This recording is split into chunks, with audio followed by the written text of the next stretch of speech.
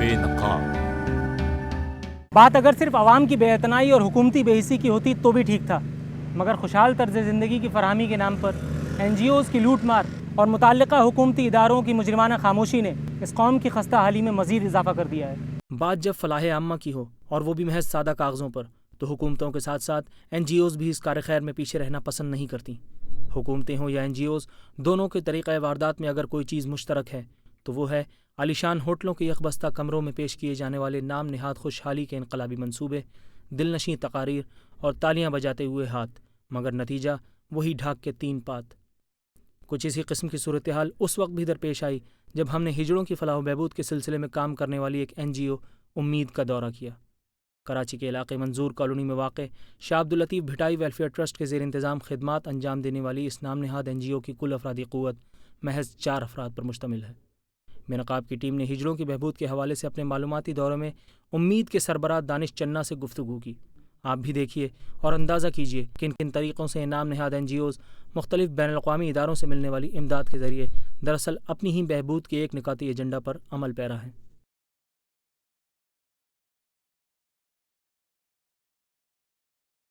इस पे हम HIV एड्स पे काम कर रहे हैं।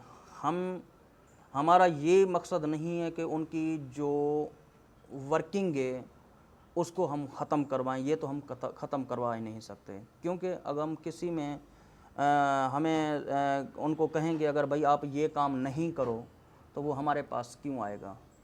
हम उनको एहतियात के हवाले से अवेयरनेस देते हैं। जिस तरह हमारे पास एक ये यूसुफ की कहानी पढ़ी है, हम ये यूसुफ की कहानी पढ़ के उनको सुनाते हैं। ये सारी चीज़ें इसमें लिखी होती हैं।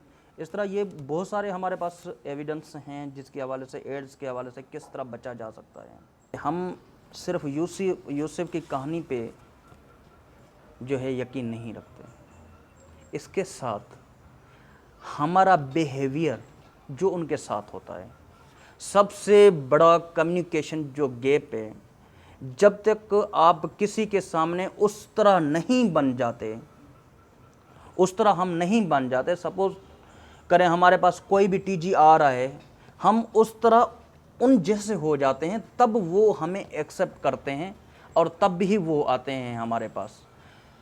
अगर हम उनको कहें भाई तुम ये अनएथिकल जो एक्टिविटी आप कर रहे हो इसको छोड़ दो, वो कभी हमारे पास नहीं आएगा। हम कहते हैं आप करें, बिल्कुल करें, लेकिन सेफ़ तरीके से करें।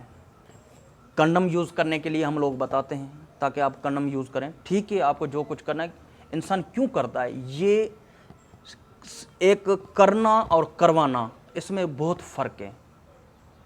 अनएथिकल प्रैक्टिस जो होती हैं, जो बंदा करवाता है वो इसीलिए करवाता है कि उनके लिए मजबूरियां होती हैं। इस मुआशरे के अंदर वो मजबूरियां अगर ख़त्म हो जाएं, मैं समझता हूँ ये मुझे मर्ज़ नहीं होगा। इस मर्ज़ को यूसुफ की कहानी के हिसाब से हम ख़त्म नहीं कर सकते बकौल आपके।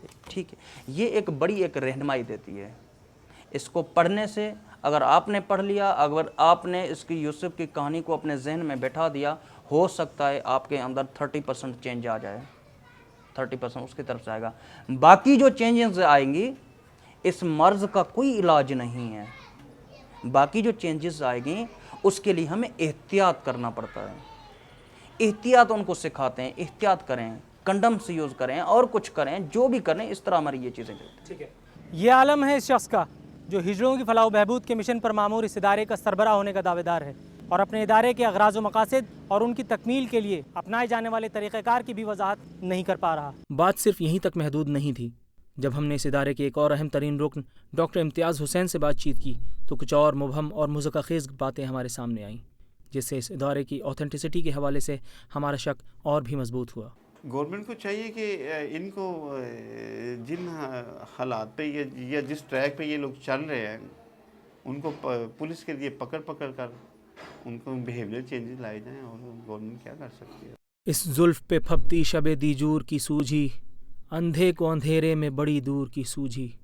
अंदाज़ा कीजिए इससे ज़्यादा भद्दा मजाक और क्या होगा कि अब हमारी पुलिस मुजरिमों को छोड़कर हिजड़ों का पीछा करती नज़र आएगी ताकि उन्हें बेहतर ज़िंदगी गुजारने की तलकीन की जा सके।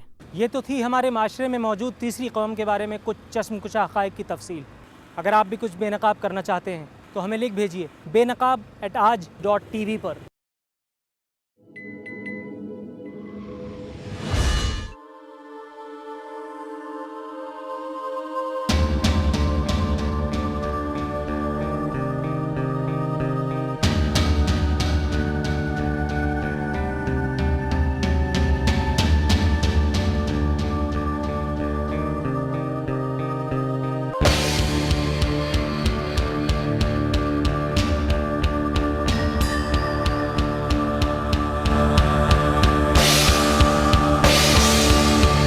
بے نقاب